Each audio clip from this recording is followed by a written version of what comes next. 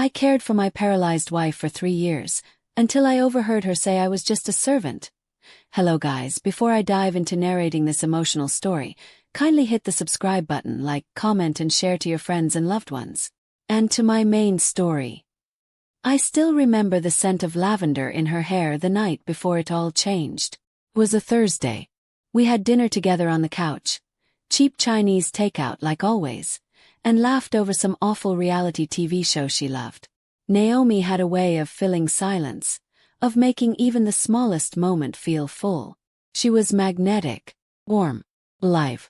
By Friday morning she was in the ICU. A drunk driver ran a red light and slammed into her side of the car while she was driving home from a late work meeting. Spinal cord trauma. Fractured vertebrae. The doctors used a lot of long words that day, but one short phrase stuck. She may never walk again. Everything blurred after that. I moved into the hospital for 2 weeks, sleeping in chairs, living off vending machine coffee, and praying until I had no prayers left. When they finally let her come home, I transformed our small house. Ramps, rails, bed adjustments. I quit my job, a stable IT position at a local firm, because home care was too expensive and she didn't want strangers helping her with personal tasks. I didn't think twice. I bathed her, fed her, cleaned up after her. I helped her in and out of her wheelchair, made her every meal from scratch, and rubbed her legs every night to prevent cramps. I missed birthdays, job interviews, and sleep. Friends drifted away. Life moved on without me. But I stayed. 'Cause I loved her. And I believe she loved me too. That's what love does, right? Says. But I had no idea what was coming. Cracks in the silence. First, Naomi cried every day.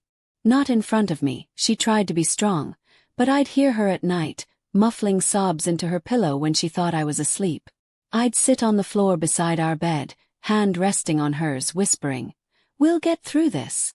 Some days were harder than others. She had angry days, silent days, days when she wouldn't look at me at all. Understood. Gave her space. But over time, her silence turned cold. She stopped laughing. Stopped saying thank you. She stopped calling me by my name. I became "hey" or "can you?" She'd scroll on her phone for hours while I cooked and cleaned.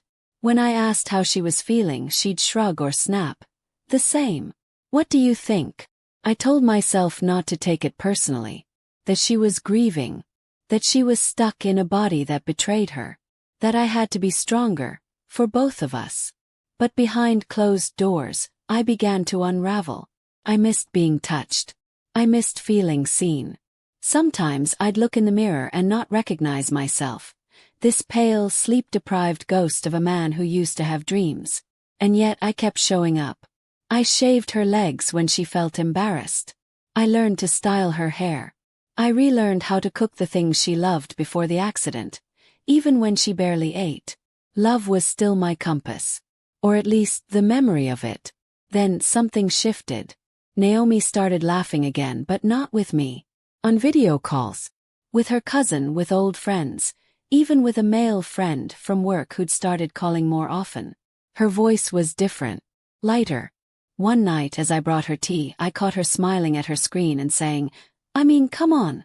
He's basically just my live-in nurse. A free servant." She didn't know I was standing there. And for a second the world stopped. I didn't say a word. Not that night. Not the next day. I carried on like nothing had changed. Brought her breakfast, changed her linens, wheeled her out to the sunroom. But something inside me had shattered. The words kept echoing in my mind. A free servant. Was that all I had become to her? Not a husband. Not a partner. Just convenience. That night, after Naomi went to sleep, I sat outside on the porch for hours. The stars above me felt colder than usual, like distant eyes that saw everything and said nothing. I tried to tell myself she didn't mean it, that she was venting, joking. But the way she said it, casual, unbothered, almost smug, it stripped something from me.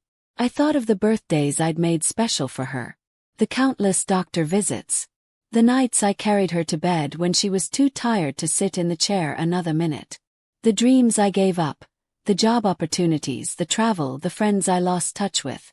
All for her. And suddenly, it wasn't just about the insult. It was about how alone I had been in this love. So I started watching more carefully. I noticed how she always lit up when someone else called. How she never posted about me or us. Not even once since the accident.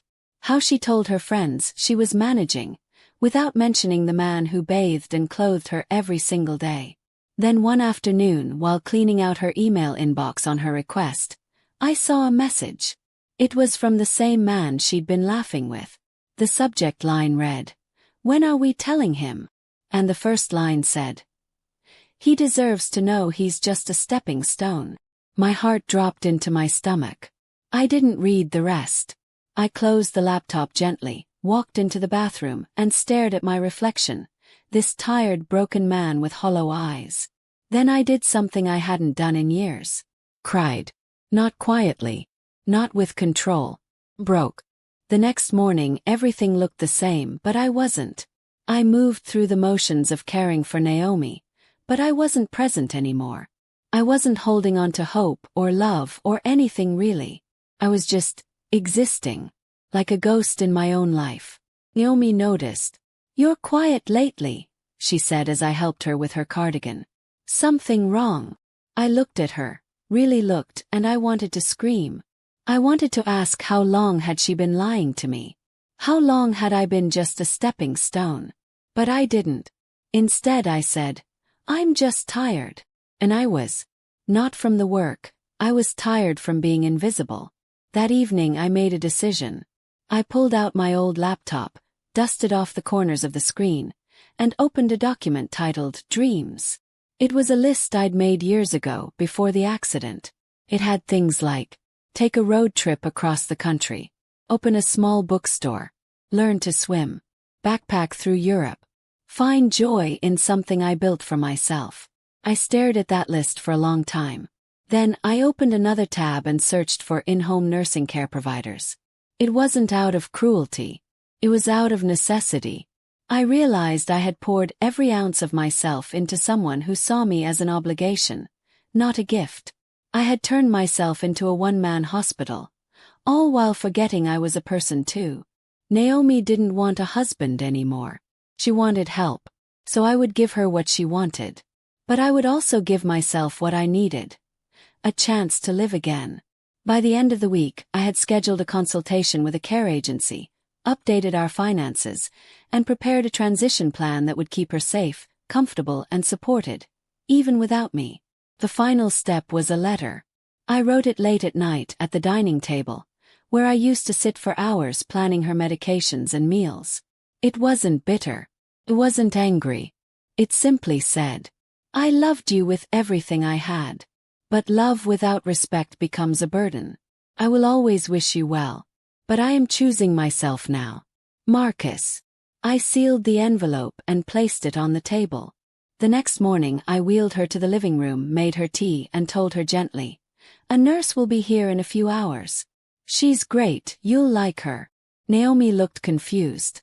"Wait, what's going on?" "I'm leaving," I said softly. "What do you mean you're leaving?" Her voice trembled. I handed her the letter and kissed her forehead.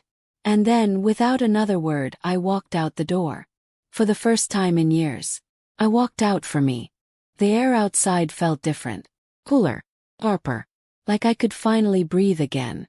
I didn't go far at first. I booked a modest room at a bed and breakfast by the lake, about an hour from the city. I didn't tell anyone where I was. No family, no friends. I needed space. Not just physical space, but emotional space. After years of pouring into someone else's life, I had to figure out what mine was even made of. The first few days were strange. I kept waking up early, automatically reaching for pill bottles or checking for wheelchair batteries. My hands were conditioned for service. My mind too. But slowly, the silence began to heal me. I read books again. I cooked meals just for myself. Small, simple ones that reminded me of who I was before everything. I sat by the lake in the mornings and watched the mist dance on the water. I even started talking to people, Strangers who didn't know anything about the man who had given up 5 years of his life in silence. Felt good. Freeing. A few weeks later, I got an email from Naomi's nurse. She was adjusting well. A bit moody, a bit confused. But healthy. She hadn't asked about me. Not once. And that hurt. But not in the way I expected. It hurt like an old wound learning to breathe again. Like the kind of pain you feel right before the healing begins. I didn't regret the years I gave. I loved her, truly. And love makes us do things we can't always explain. But what I did regret was letting myself disappear in the process. So I built myself back. I opened a small used bookstore downtown. Nothing fancy. Just walls lined with stories and a bell that rang every time someone walked in. I called it the Quiet Shelf. It was peaceful there. A place where I could remember who I was. And dream about who I still could be. Sometimes customers would ask, "Are you married?" And I'd smile and say, "I used to be."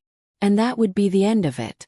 One afternoon, a young woman came in, looking for a poetry collection for her grandmother. She smiled brightly and asked, "Have you always worked here?" I laughed. "No," I said. "I used to take care of someone full-time. But then I realized I also needed to take care of myself." He paused. "That's powerful." He nodded. It was necessary. That night, I walked home slowly under the streetlights, my hands in my coat pockets, the crisp air brushing my cheeks. I thought of Naomi. And for the first time in a long time, it didn't hurt. It didn't sting. Just was a past. Not a prison, not a wound. Just a chapter I'd survived. And in my heart, I whispered a small, honest prayer. May she find peace. And may I never forget what it costs to lose your own.